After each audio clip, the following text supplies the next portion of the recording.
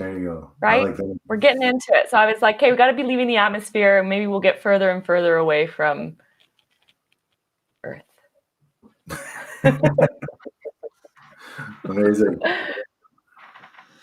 Okay, guys. So what shall we talk about today then? Where do you guys want to start? What's going on in your world besides the clouds and the sky, and what should we focus on here? Well,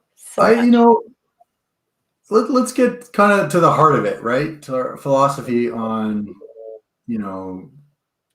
people and business and how we think that all works together. Yeah, I think Caitlin has actually a really cool diagram she can put up behind her, which is cool. Throw that up for you guys. Just take a look. This is a little gem, that we came up with. Can you see it? Do you want me to make it bigger? I can see it. I think I can see it. Oh, there. Look at that.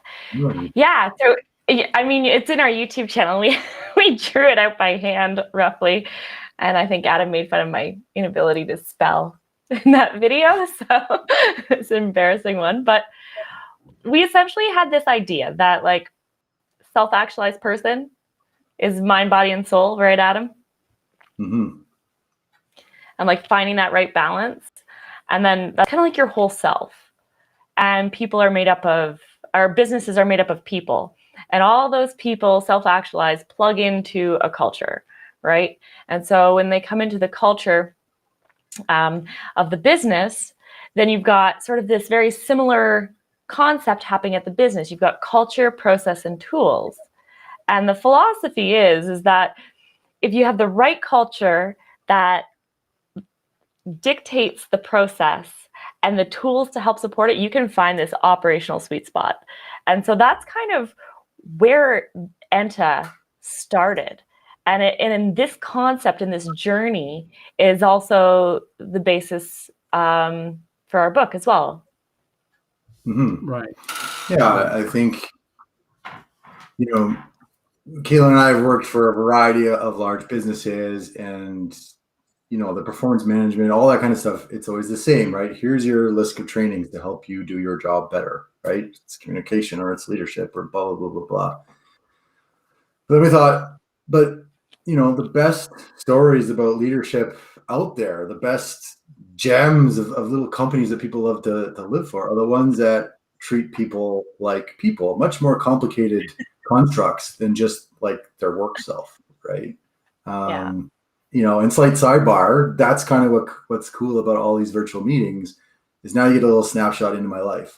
There's just a picture behind me, but sometimes there's a kid or a book or whatever.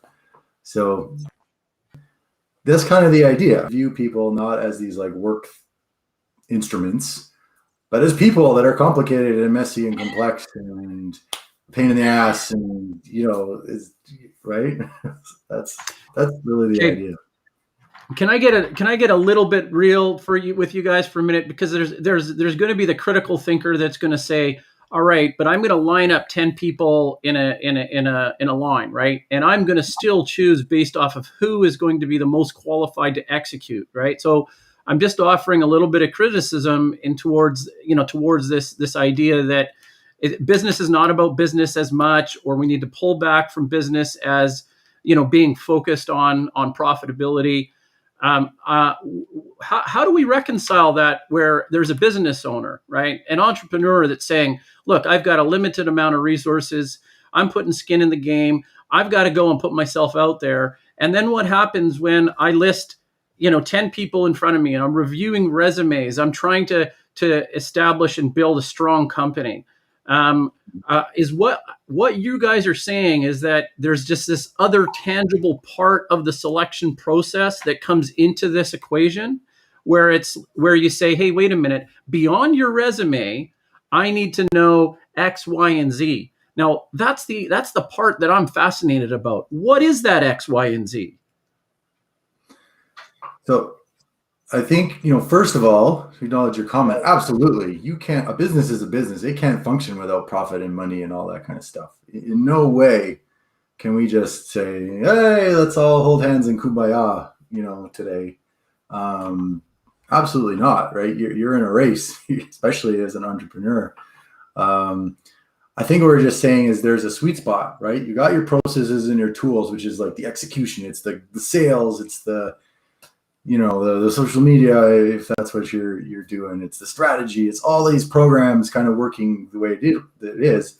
But then we're saying also you've got a bunch of people working together. And if you really want to get the best out of them, you got to pay attention to them maybe in a little bit different fashion. Is that, Kaylin, you're looking very thoughtful. I feel like you're like ready to kind of get into it. Well, I have a couple of thoughts. So just to add on what Adam says, he's absolutely right. When we talk about finding the sweet spot, that's about actually driving business, not ignoring profitability. Mm-hmm. We're not ignoring it. That's your sweet spot when you're actually maximizing profitability because you've engaged everybody and you're maximizing their potential as people and as their role in your company. So you hear a ton of statistics out there. In fact, I think there's a statistic saying that 80% of statistics are made up on the spot. Right. But there's a ton of statistics out there about how people aren't engaged. The average person is not fully engaged in what they're doing. And that's just lost potential, right? Mm-hmm. So that's what we're talking about is actually leveraging the potential within your company to increase those business goals and objectives while making it an amazing place. Like people wake up, can't wait to plug in. Right? Like that's huge. But you're talking about interviewing. And that is different a little bit as well because it has a different nuance. We're not saying pick people that don't have any skills that you need. Definitely not. Right? You need to have those skills identified and what is good there. But I would rather teach somebody something and have the right attitude when I hire them because I can't teach attitude. Well, and this is really interesting because Kaylin and I have had this debate. If you take the sports world, for example, right? In sports, right, you draft the number one pick, you drop him into the team, and then the administration has to figure out how to work with that person, right? It's skill above all else, right? It's number of runs, it's number of touchdowns, it's right. So that's like very much our performance-driven way of thinking of things, right? On the other hand, on the other team, you could say, well, do I like the person? They seem cool. Let's bring them on board. But that's a mistake too, because people get good at interviewing. They get good at kind of being social, but can they actually do the job, right? So where is that kind of middle where you are definitely evaluating? I need these skills. Right? That's non-negotiable. That's what I'm paying for. So I need those skills. On top of that, are you a good fit? Are you going to drive everybody crazy? Are you just miserable? Are you, so I think you kind of need both done in a very categorically kind of focused manner. So Right. So let me add to that. And I think the idea is that, you are relying on some core fundamentals of human resources, right? So there's human resource selection or professionals out there. Obviously, this is the management of people in organizations, and it's a well-established discipline and a part of business management. So that exists. Where Enta differentiates is to come to that table and say, look, we're going to find that sweet spot, which is that point on the concentric circles where everything overlaps. And this is the nuance for the company that will propel it into the future in a way that will sustain the optimal growth, not just growth of any kind of growth, but the optimal kind of growth. And that's what I find really interesting. Would that be fair to say and summarize? Yeah, I think so. It's kind of like, they say the best people aren't looking for jobs, right? So if I'm going to go contact you, Daniel, and someone told me that you're the best in the business, and I somehow get a hold of you, now I got 5 minutes to tell you that Enta is amazing, and you're going to say, why? My job here is amazing. Can you pay me as much? Well, actually, no, not quite close, but this, and this, and this. What would continue to come from me? And that's when we get into, okay, well, here we go. You have an opportunity to innovate. We make sure that all our process tools are flexible and malleable. We have a very well-defined process in which you can suggest improvements. We allow you to work 15% of your time on whatever the hell you want, right? We want champions that are going to be creative, and we're going to give you a sandbox and we want you to play in it. Then you might say, okay, I'm listening, right? And that's talking about that culture we want to build, right?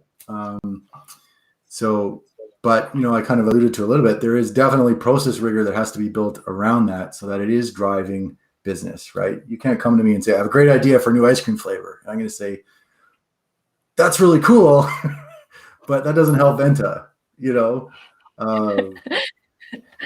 right? So I'll eat it. Yeah. Maybe it does help Venta. Yeah, maybe I spoke too soon, right? So the mechanism, let's talk about the empirical mechanism for monitoring the success, because, you guys are, by definition, you guys are business consultants, albeit epic business consultants, right? It's like you've perfectly imprinted on me, right? Because, I think and associate with both of you guys, and the word epic comes into mind. So you've done something right. Right. So we do everything epic. This is what we do. This is what our brand is. Right. So that part is a thumbs up. But what are the empirical methods, or the some examples of measuring the effectiveness? Does it of the organizations? Is there anything? Are they the standard types of things in terms of profitability, or is there some other metric that you're implementing into the measurement of this? Of this type of approach? Yeah, there's always going to be the metrics that you typically measure business success, and that doesn't go away. But there's other metrics that you can add in, and other things that would seemingly be something that why would you measure that, right? Kind of thing. And so we talk a lot about culture. And even like you mentioned human resources being a program for people, but it's really a program that 9 times out of 10 is geared to just processing people, but not geared to the actual person, right? Even when they do performance reviews, it's just processing people. Like, how many times have I heard people go, ugh, performance review time again. Guess I got to fill out my form. Like, they're not engaged into it. They don't want to do it. They don't think it's adding value. They're like, it's a task to get done. People are not process, right? And so I think that there's different things that you can measure. But if you have people who are dedicated to cultivating the culture in the company, you can measure that. You can measure how many people engage on the company's social media. You can measure how many people show up to the event. You can measure how many people respond to a survey if people aren't already surveyed out to death. But you can measure engagement in different ways. And you can build programs, like so many companies, and Adam, I'll let you get into this. Talk of the social clubs. Okay. And maybe this is a good segue from measurement, right? Because you got to be careful when you measure things, because they will drive behavior. We'll try and game them. Caitlin and I have a good story about a company that, tried the hour, and then an innovation came along, like a piece of software that could make things way better and way faster and more awesome. But they decided not to purchase it or do it, because then they would have to charge less hours. They'd make less money, right? So short term, great. Long term, now they're not providing the best solution for their client, who eventually forced them to get it, blah, blah, blah. So you can see how measurements are tricky in terms of how they drive people to game these. So you kind of gotta, if ever you pick a measurement, you gotta be careful what happens. So like social clubs, you could try and measure like attendance, how many people attend an event, right?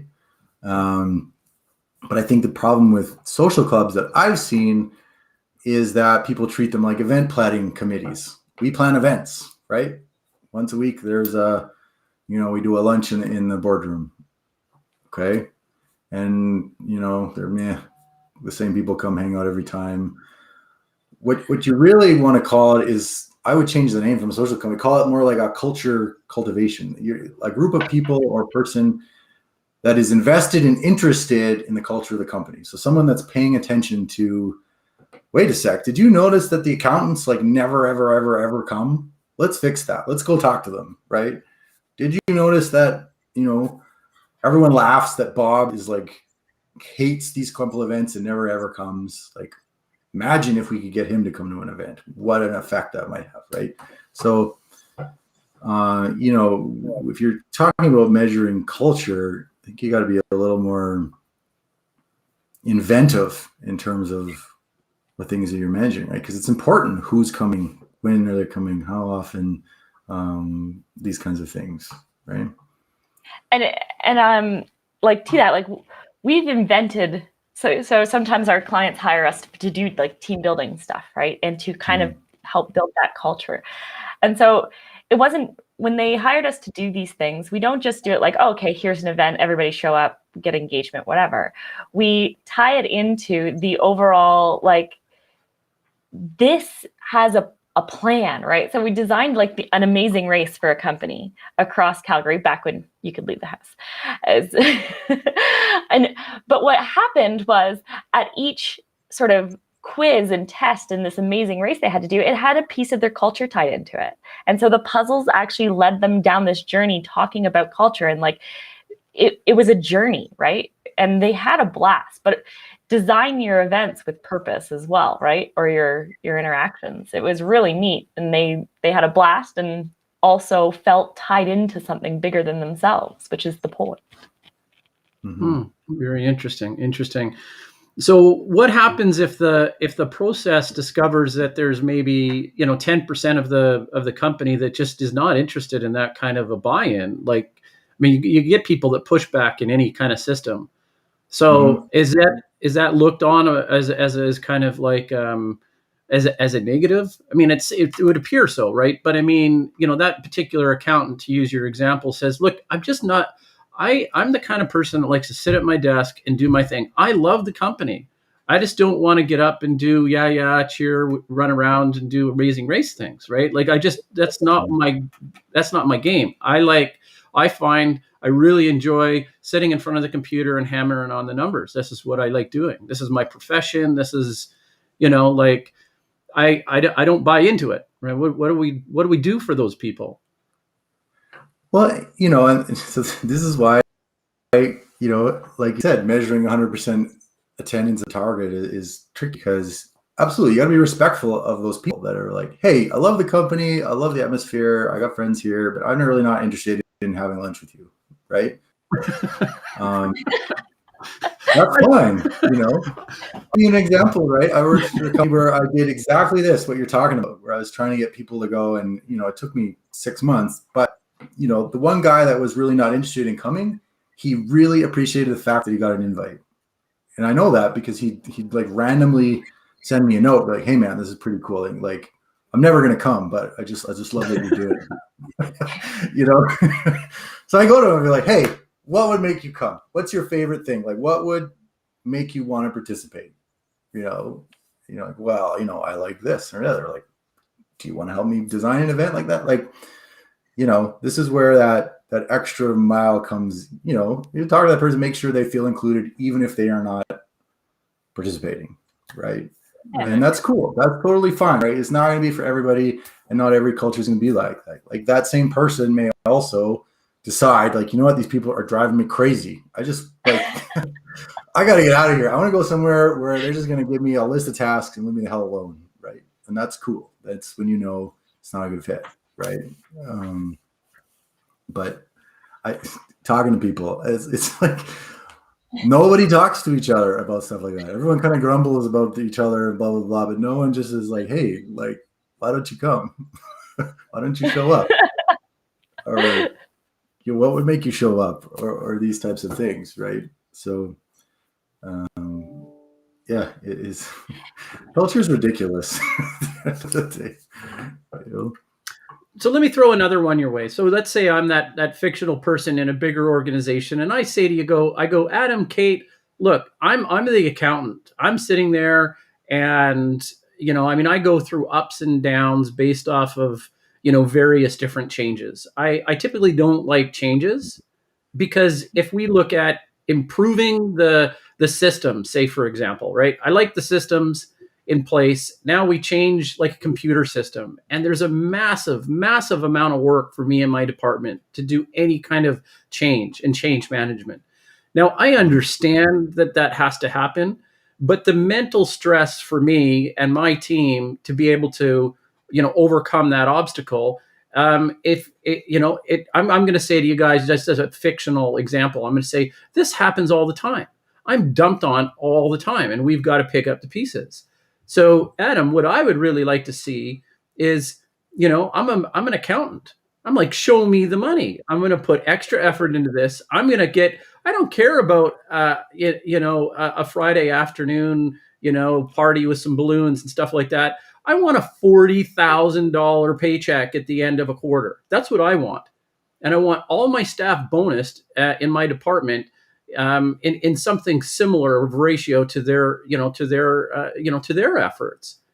And I think as an accountant, if we put a money dollar sign on that, that management, right, is going to look at that and think, oh, should we actually dump more on this department because it's going to cost us X, Y, Z in terms of overall profitability, right? So as an accountant, I'm going to say put a dollar sign to absolutely everything that's going on. Is that the kind of system that you could take and run with and build and implement as a culture for a company? Because isn't that what the company is there for? Is to generate revenue and profitability? Yeah. Kaylin, Yeah. you want to run with that one? That's a juicy one. Yeah, I don't think we're disagreeing. Like, you're generating revenue and profitability. We're saying you can do it better if people are maximizing their potential. Like, it's invest in your people. And it seems like you're taking time out of the profitability tasks, but it's an investment.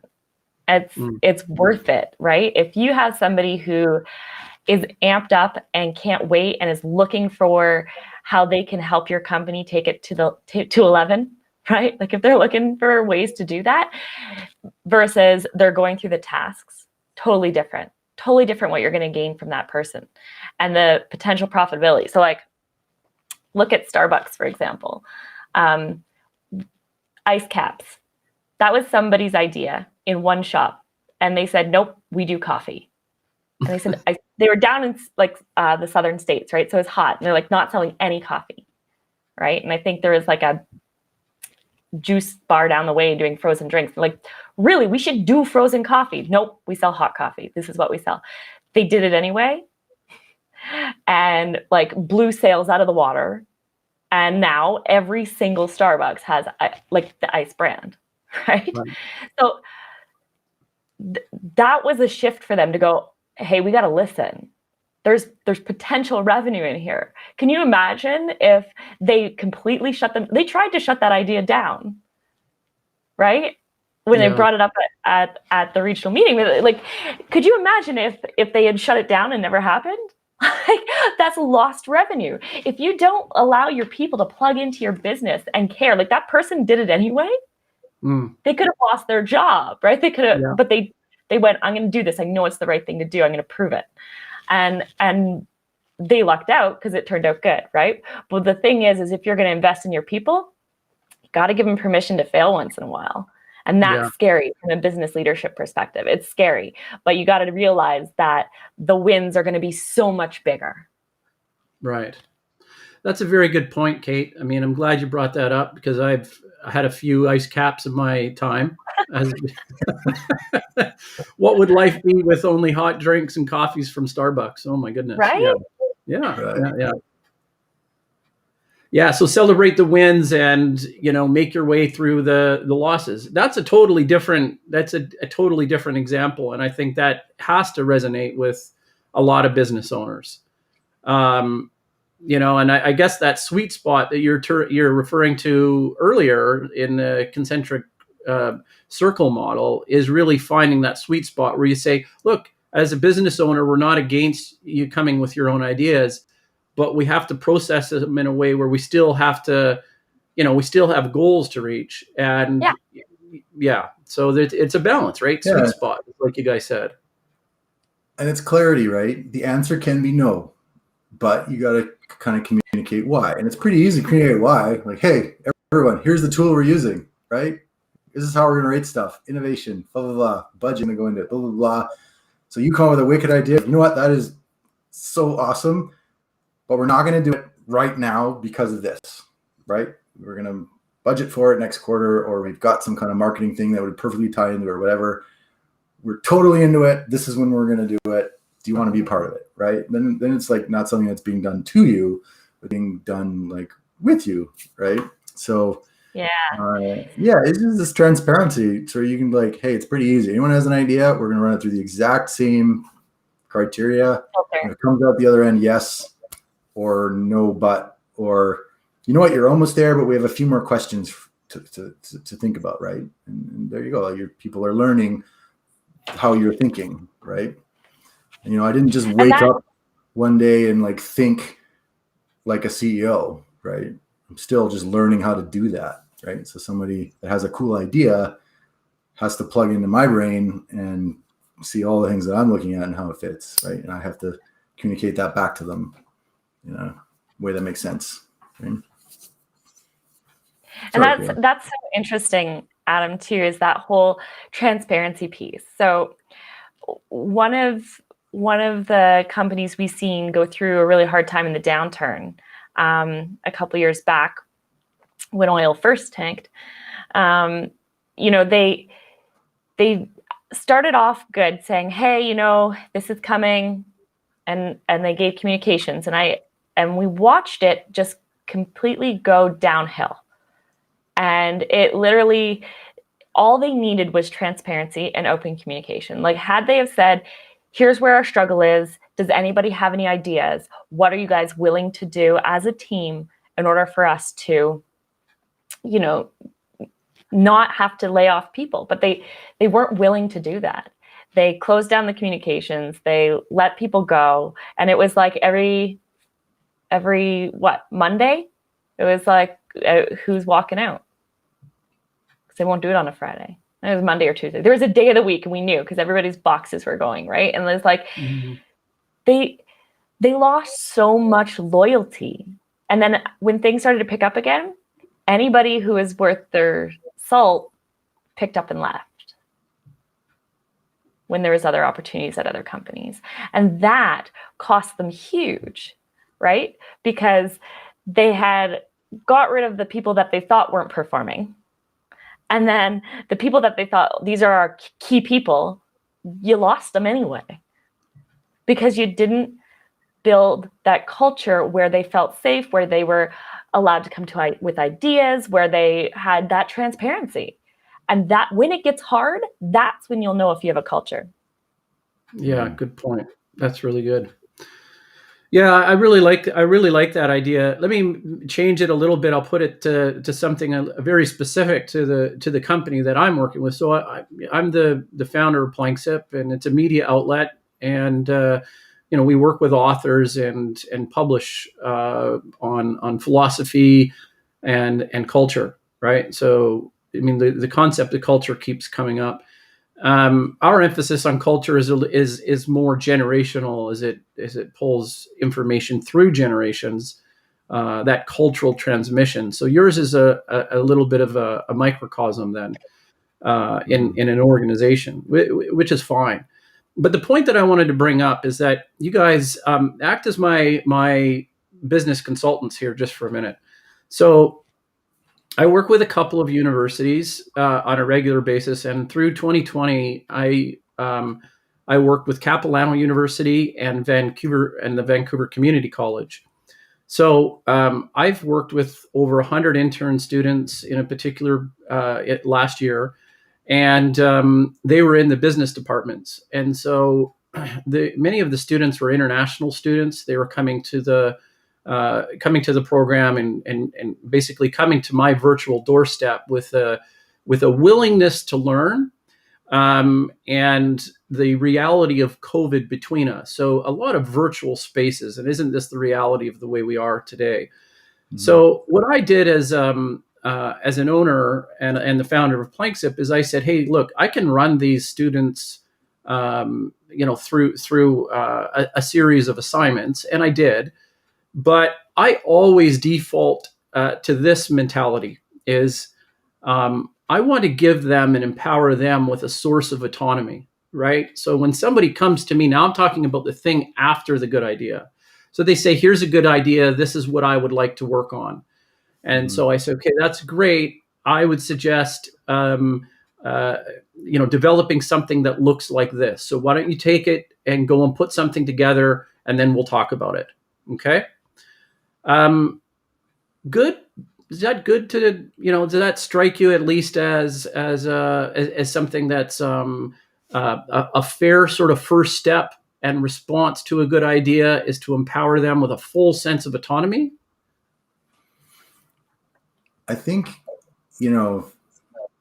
autonomy is an interesting question, right? Like the first thing that comes to mind is like why questions versus what questions, right? So the coach, training me is going to say like, never ask, why did you do this? Or why are you wanting to do it this way? You ask like, what did you hope to gain from doing it this way? Or what process were you thinking about when you blah, blah, blah? So like, you can see how by asking a what question versus a why question can cause this person to think about it maybe in a different way. Because you're right, they're coming to you, you have more experience, you have some wisdom to impart. At the same time, you want to give them enough room to kind of make their own mistakes and do their own thing, right?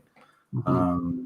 So, that tiny little trick, I think can be very helpful when you're trying to do that because, if you're like me, I'm instantly, if it's a cool idea, I want in. I'm like, okay, we can do this and this and that and the other, and we'll do this. And like, before I know it, I've taken it, I made it in my own thing. So like, it's really hard to just like, remember some of those cool things because you're right. Like it's their idea. Let them go. Let them figure it out. And if it takes them 3 days to make a link that you just made in 5 seconds because you've seen something like that before, that's okay. It's not the worst thing. But where do you draw that line? Like I think that's where kind of intuition and experience comes in terms of a leader. Like, there's no right or wrong answer there. I don't think. And I think there's different types of people too, right? Some people are, they like to take their idea and get it started and work on it. They want to be a part of it. And some people that kind of freedom kind of scares them a little bit. They would rather have somebody help them structure it, right? And walk them through the process. Like they might have the idea, but for you to go, hey, go get started, get it, go do it. That can be maybe not their strength. Right. Yeah. And so that's one thing that's really interesting is being able to understand like, yeah, this person is really good, but they're going to need somebody to help them map out the idea. Right. Mm-hmm. So that's where, you've got to be playing to your team's strengths as well. Everybody has great ideas. Some people are good at executing them. Some people are good at finishing them. So like me, I'm 100% like, I will get that project started. Not so good at finishing, but Adam, he's an achiever. He wants to see it through to the end, right? Like he is going to get it done. And so our strengths really play off of each other. And sometimes I'll say to Adam, I need you to get me unstuck. Like I'm stuck. I've petered out, and then Adam will come in and he'll infuse or he'll take it and get it over the finish line. And so as a leader, or as somebody who's working with people, it's important to understand those strengths to be able to say, hey, that's a great idea. Like, who do you need to work with to do it as well, right? Like kind of help them sort of formulate that because not everybody can take it away, take the idea and turn it into start to end a solution. Does that make sense? Absolutely, you guys. And I want to, I hopefully hasn't felt like I've put you under the grinder in the first part of this, but I want to come up for air because I can say you guys have nailed something here, right? And I want to acknowledge it. It's not just the individual, it's actually, it's the group and it's the relation. So you guys pointed out that even in your own internal organization, it's how you guys feed off of each other, right? So it's not always it's never an individual approach.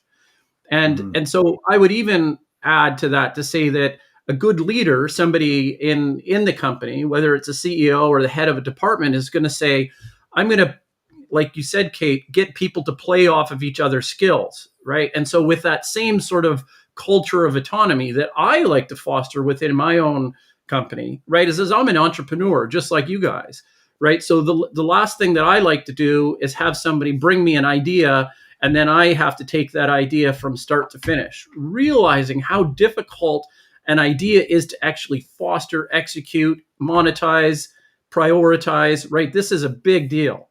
And so if my feeling is that if I'm going to develop a culture that's based off of that, oh, what's this? The bird? This is ideas. These are wishes and dreams that we hope and we just send out into the atmosphere. Thousands of them. So easy. Execution, not this easy. Hopes and dreams, man. Those are, if I had $1 for the amount of people who can say I had an idea or I have an idea, but people who take that idea, turn it to reality, there's way less of those. Absolutely. Plus, that's bad for the environment. So stop sending wishes up into the air like that. Hopes, dreams, ideas. Woo. But that you're 100% right. Like, man, ideas, dime a dozen. Yeah. Anyway, but I do want to add one thing, which was the compliment that was coming towards the end of that. And I've said, and I have worked with you guys directly, and working with Enta is a pleasure. There's the energy from both of you, which is great. But one of the biggest things that I take away from the duo that is Kate and Adam is that you, as consultants, you put that practical execution at the forefront of your message. And this is the biggest differentiator that I've seen with any business consultant. Absolutely. It's a really, really, you need to really acknowledge that, because there's such an ethos from consultants that we're an arm's distance away. And not with Enta. Enta's saying, okay, let's get involved. How do we plug in? And you're not afraid to do it. So that is a big plus. And I hope that if anybody is listening now or into the future, they realize that this team actually really does offer that. And so I think that the euphemism is they walk the walk, not only talk the talk. Thank you. Thank you, Daniel. And this is really gets into why we like working with guys like you, Daniel, because we've worked for big companies before, and we still do work for bigger guys, but because of, size, with size comes structure, and with structure comes a little bit of, slower moving parts. So your ability to do that execution and affect that change in a very meaningful way becomes much more complicated and much more difficult. Whereas if you have a smaller business that's growing, then you can help execute that and be part of that success story. And if you can add in these gems of wisdom and tidbits and stuff from books you read, and you can kind of get that injected into a business as it's growing, now you're growing something that is has all that. So when it does get to a bigger size, it's all, that innovation is threaded right through it, right? That way of thinking, that blah, blah, blah. It's not like coming into something fresh and now you're looking at like a cultural overhaul. So that was a bit of a tangent, but thank you. Kate, what do you think on the response? I was going to jump in with something, but what do you think? What's going around in the in Kate's brain there? Oh, please, you do not want to crack this egg open. The biggest squirrel in there. There's 100 things going on in this brain. No, I agree with that. I'm like, we love working with companies that, in that small to medium sized space, but like we have 3 filters when we work with somebody, right? They have to be ready to disrupt, they have to believe in their people above all else. And they have to, Adam? Profit through purpose. Thank you. We work with people that want to change the world for the better. And that's where, like, we're not eliminating profit, right?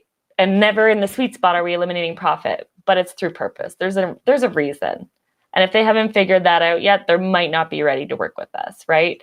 If they're going to step on people, if they're going to make wrong choices, for the world around them to get profit, they're not our kind of people.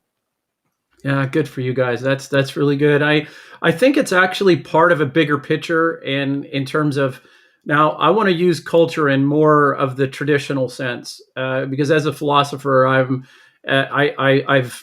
brought academics into the conversation, and I say to them, look, as a philosopher, I got into the business world as a philosopher first and as a business person second. Why was that? Well, it was because I found that the way the marketing and the messaging was happening around me, I saw a void. I saw an enormous void. So that might satisfy the checkbox of the disruptor. I think there's a way better there's a better way to do it from an organic approach, and that's the messaging and social media doesn't have to be all negative.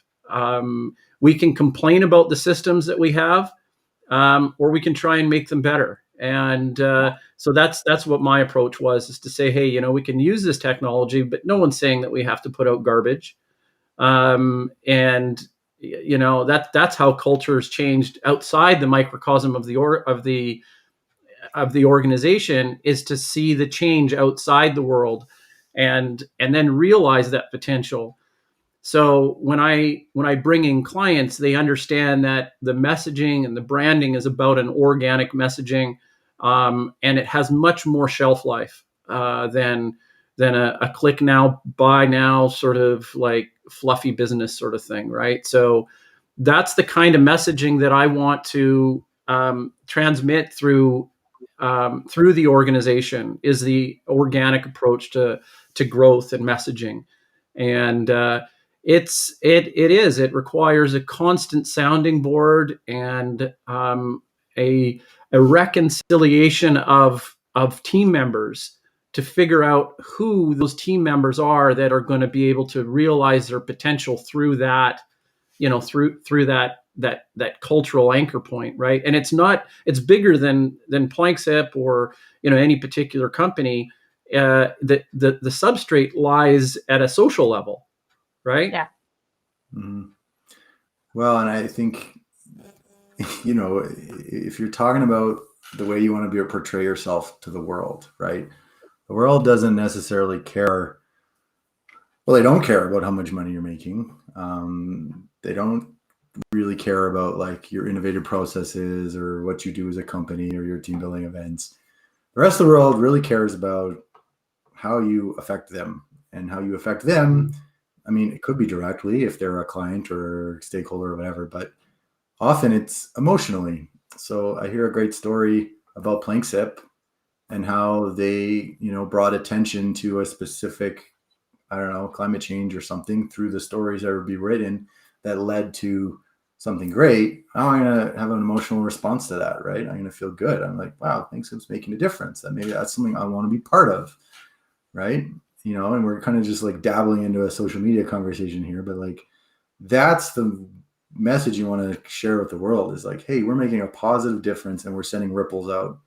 And that's what's going to get people's attention and make them, care about who you are, and because everyone has a whirlwind of their day to day, right? Doesn't matter who you are.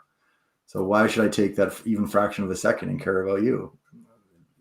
This is it's like it's so interesting too, because Adam talked a little bit about social media and that kind of influence, but it's about the bigger piece. Like I was in our nice little content building tool, which everybody uses nowadays, called Canva, and I got a little pop-up saying all of our premium photos, the profits will be donated to supporting COVID in India. Like I was using Canva anyway, but now I'm like, I really like Canva. I was using it for the functionality for the tool, but now I'm emotionally, I support them. I didn't have an emotional connection to that company before that. other than they made my life easier for building content, right? Now I have a little stronger connection. Layer that on top of, more and more connections, you're going to be super bought in. And I don't, they're a company I just use, right? They're a tool I just use. It's not even like that's my own company. It's the same thing internally as it is externally, right? And you talked about that. You're changing a culture. I think the biggest way to do that is through business. Business can have an impact. And I think, we can't necessarily rely on the charities and the governments to change the world. I think we can do it through business much faster. Absolutely. I 100% agree. I've been an entrepreneur, my entire life, pretty much. I mean, adult career, pretty much. And what that means, just as you guys know, is that we're self-starters. So we have to put projects together, and we're not waiting for something to fall on our lap. We are constantly thinking, building, innovating, and moving towards that common purpose. And so the idea of a culture or something that binds it together in a common direction is absolutely essential. Otherwise, we'd be a scattered mess of uncertainty, right? So there's something there anyways. We have to have a direction. Otherwise, we fail. Absolutely. Yeah. So what's in store for ENTA, do you think? Like, how would you guys, I mean, I know you can't really tell, but let's dream just for a little bit, right? So is there a possibility of what ENTA looks like with 100 employees? Like, what would that look like? Well, we know exactly what that looks like. Really? Okay. We've already envisioned it. We know exactly what that would look like. 100%. Well, do tell. What is it? What's the culture like then? Because really, that's what you're projecting is into the future, right? And this is, I'd love to hear that. I mean, the culture hopefully is very similar to one that we've established right now. In fact, our team amazes me every week with the culture that we have and just their ability. This is culture right here. So that's the story with that. Not to interrupt you, Caitlin, is we adopted an octopus as our mascot because octopuses are such dynamic creatures and so versatile that we thought, what a perfect little mascot. And one of our teammates just totally bought into that and sent us these in the mail, and these little octopuses. And like, there you go. That's culture right there. That's kind of a fun little gesture that you didn't have to do, and it was amazing. And it's like brought us all together.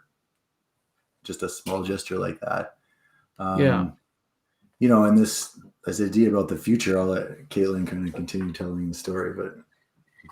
Yeah, well, Adam and I did this transformation workshop with an amazing company called Dream, Reach, Achieve. And we actually beforehand, we did it at Azu Ridge, which is beautiful outside of Calgary, like kind of set in the mountains.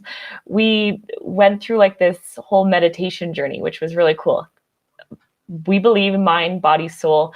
And so Adam and I are very passionate about making sure we include all of those in both like the business side of what we're doing as well as our personal self. So we went through this meditation journey, and one of the things that we talked about when we were coming out of one of our meditations, actually one that Adam led, he's really phenomenal at that stuff, was the vision of what ENTA looks like, right? And so it really stemmed around the being perpetually epic.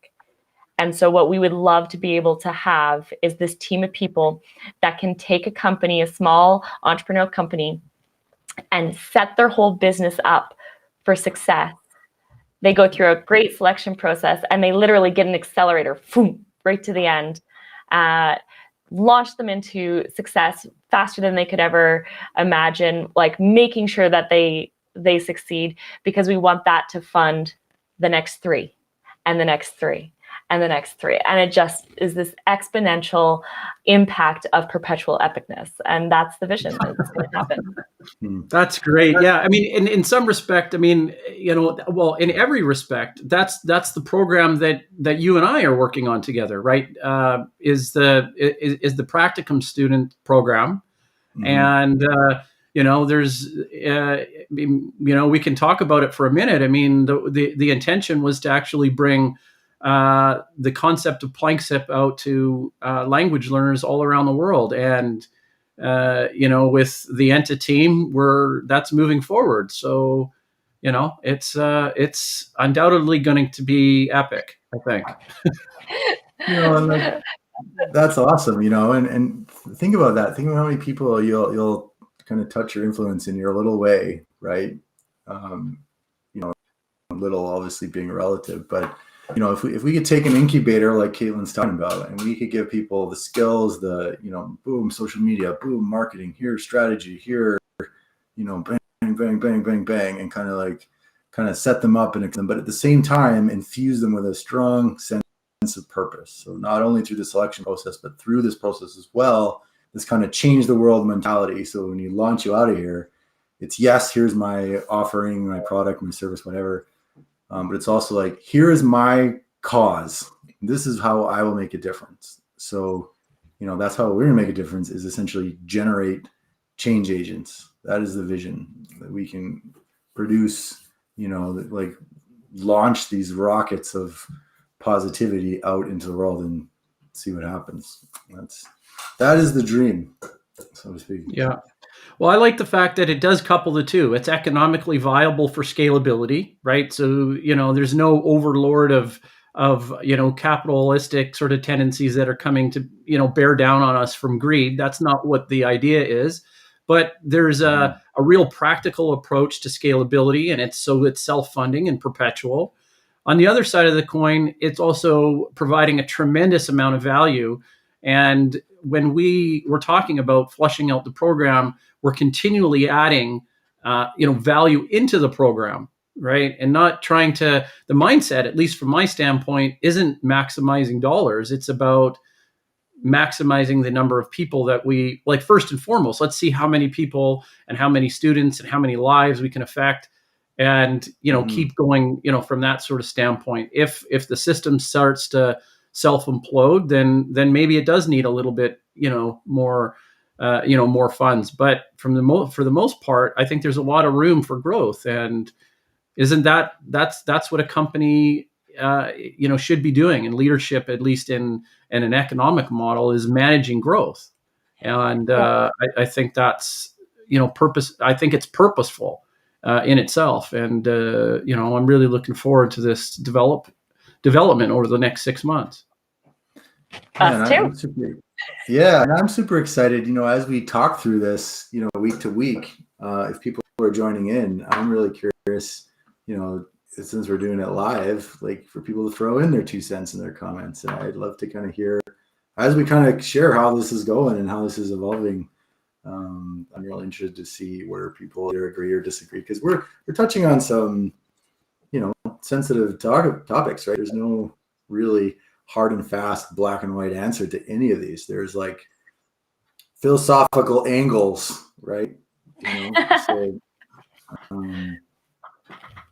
engineers, it's not black and white. This is gonna be fun. Now, Wednesday we can get into like how we're going to turn this into a cool story, which I'm super excited about. We're totally going to put the science fiction hat on for Wednesdays. And, this is, we have 6 minutes to just, wrap this up. And I think that's a perfect segue into, what we're going to do on Wednesday. And it will be the first of many, not so much on a team building exercise here, but this is actually on a book. How amazing. Not only are you guys business guru superheroes, but you guys are also working on something creative, and you're working on a book. Now, guys, I have to tell you, there's writers and creators that say there's no way I can do both. I have to quit my job to write a book. The Epic-ness, that's Kate and Adam, is like, no, screw it. We're going to do it both all at the same time, and we're going to rock it. So, well, we have good people to help us, like yourself, Dan. Yeah. No, we're super excited about this. And, I remember saying to Adam, like, why are we doing this? Why are we writing a book? And, is it because, so many people out there write a book so that they get that like bestseller tag, or it's a lead gen so they can give it for free to get people to come in and, hire them as a coach or whatever. Why are we writing a book? And we decided that it was because we want to do something epic. I know you're not surprised, but we wanted to do it for ourselves and be something we were proud of. I can't wait. So, I mean, let's just give a few tantalizers for this, because we got about 5 minutes left. The idea is that it's a science fiction. Any date range in the future, anything about the characters, any hints for the listeners to tune in for Wednesday?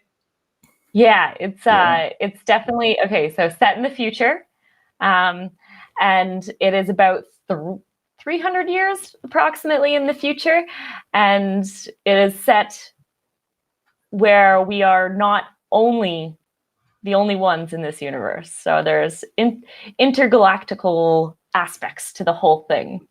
Mm-hmm. Now it is. It is now. Yeah, and we're kind of projecting this virtual working into the future, right? Where you could plug into a version of the Matrix, or like from Ready Player One. What do they call it there? The Oasis, right? Where you kind of plug in and you go to virtual interactions and just like incredibly engage like that. But then in level, you're struggling with actual real connections, just so intensely efficient. And then how you would complicate that, throwing like different planetary politics into that. But what would happen if somebody got accidentally kicked out of that scenario? Some sort of business ruthless kind of Jack Welch type who accidentally got kicked out.